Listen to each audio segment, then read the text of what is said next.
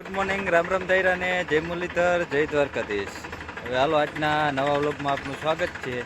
આપણે એમ હતું કે વાવેતર બધા પૂરા થઈ ગયા, પણ ઓલરેડી ધીમે ધીમે હજી વાવેતર ચાલુ જ છે. તો હાલો આજના નવા વ્લોગમાં આપણે બતાવીએ કે આપણે વાવેતર કરવા જઈએ. તો ગાઈસ આજે આપણે પૂગી ગયા હતા ભરતભાઈને. હા, એના ઘઉં વાવવાના હે. છોકરા બોકરા બધા આવી ગયા હે. હા જો ઘઉં વાવ્યા ઘઉં. હા ઘઉં લીલભાઈ આવ્યા છે મોટા વડિયાથી. હા વડિયાથી છે ટકો ખાતો. આ વડિયો નયા પુંજાની 50 વીઘા જમીન. હા બાલાભાઈ ને 5 વીઘા. હા નયા પુંજાની. હા હવે કેટલી રહી? હજી એમણીમ છે વીઘા દંતાર ભાઈડાના જ હાલે. બાકી કેસમાં છે બધી. ખાતે ભલે ગમે નહીં, વાવેતર આપણું ખાતે ગમે નહીં હોય, દંતાર મારો હાલે છે. હા વાવેતર આનું હાલે હો ભાઈ ભરતભાઈ નું. 50 વીઘા હે, 50 વીઘા, 50 ગાયું હે, 10 20 ભેગું છે. હા મોટા તબેલા વાળા કા ઠઠેડો હે તારે નયા બાપા. આ બાજુ એટલો તો એટલે મકાઈ વાવી. નકર આપણે ભેહુને હું નાખું ઘોડા હાટું કા. તો ગાઈસ ભરતભાઈ ના આ રીતે ઘઉં નું વાવેતર હાલતું હતું ઓલરેડી. હા ફૂલ ઢોકળ વાળું પડવું છે, એમાં કઈ ઘટે જ નહીં. ઢોકળ જ દેખાતું ખરા ભાઈ. હા એટલે જ ઘઉં વાવ્યા કે ઘઉં હોય ને તો ઉપાધિ નહીં. આપણે બાલાભાઈને જોવું ઓલા વાવેતર છે એ ઘઉં જ વાવેલા છે. હા હજી તો 2 દિવસ થયા, પાણી પાઈ દીધું છે, એટલું બહાદુર હાલે છે. પાણી પાઈ કમ્પ્લીટ આજે ભરતાભાઈને વાવતી ઘઉં. ભરતભાઈને પછી ઉભા રાખ્યા, પાણી ગ્રામું હાલે નહીં. હા અસલ રબારી ઓ ભાઈ. જો નવદાસ આ રીતે ઘઉં હોવાતા ને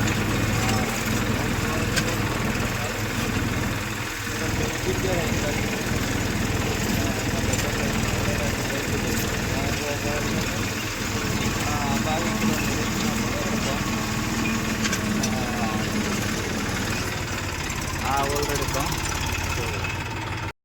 તો ભાઈ જો ઓલરેડી વાવેતર થઈ ગયું. કમ્પ્લીટ હોતા એમાં કંઈ લખાય રેડી ચાલુ વાવેતર થઈ ગયું. નજા મોટું નહીં.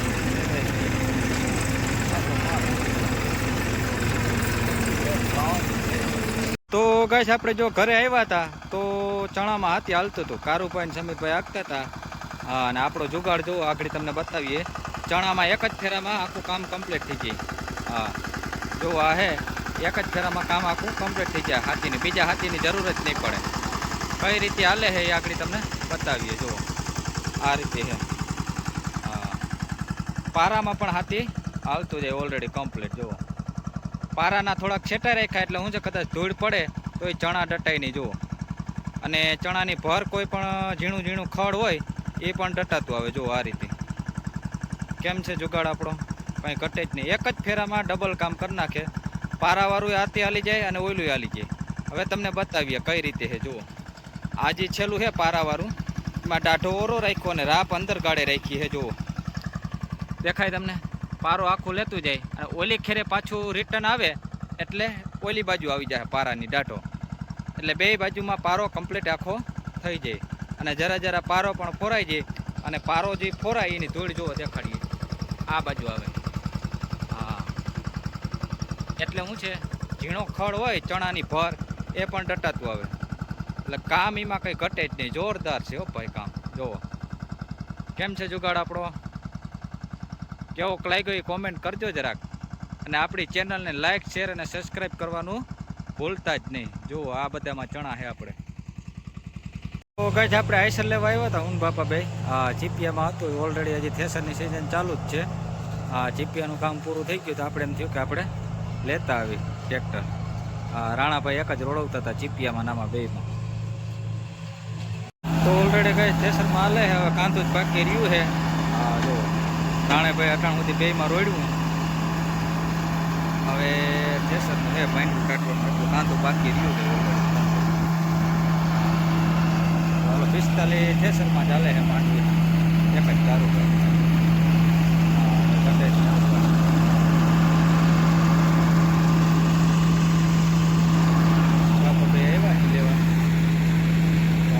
લેતા જઈએ બીજું શીખી ભાઈ.